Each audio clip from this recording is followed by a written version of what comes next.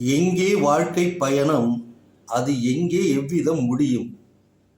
இந்த 2 வரிகளை நீங்கள் எடுத்து பார்த்தீங்கன்னா, வாழ்க்கை என்பது எப்படி துவங்கிச்சு, எப்படி முடியுதுங்கிறது யாராலும் சொல்லவே முடியாதுங்க. அந்த அளவுக்கு இன்றைய காலகட்டத்தில் விபத்துகளால் ஏற்படுகின்ற இறப்புகள் நிறைய நம்ம பார்த்துக்கிட்டே இருக்க. அதுவும் இப்போ ஊடகங்கள் தொலைக்காட்சியெல்லாம் வந்துடுறப்ப நேரடியாக நம்ம பார்க்கின்ற அந்த உணர்வு பார்க்கின்ற பொழுது, குறிப்பாக அந்த விபத்துகளை மோட்டார் சைக்கிளாக இருக்கட்டும், காராக இருக்கட்டும், விமானமாக இருக்கட்டும், அந்த காட்சிகளெல்லாம் அவங்க ஒளிபரப்பு நம்ம பார்க்குறப்ப அந்த திக் திக் நிமிடங்கள்னு சொல்லுவாங்க. அந்த அளவுக்கு அப்படியே மனசை பதப்படுத்தி என்னமோ செய்யுதுங்க.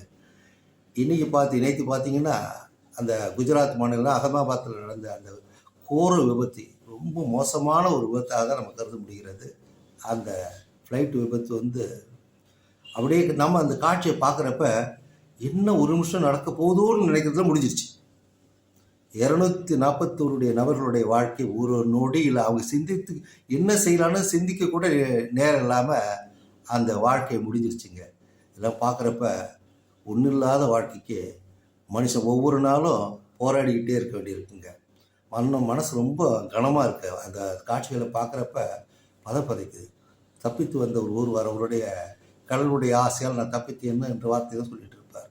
அவர் இன்னும் குணமடைய வேண்டுகிறேன். இன்னும் பல மாணவர்கள் இந்த மருத்துவக் கல்வி மாணவர்கள்லாம் ரொம்ப மோசமான நிலையில் இருக்காங்க, சிகிச்சை அளிச்சிட்டு இருக்காங்க. எல்லாம் பார்க்குறப்ப இப்போ இறப்பினுடைய எண்ணிக்கை அதிகம் இருக்கிறதுக்கு வாய்ப்பு இருக்குது.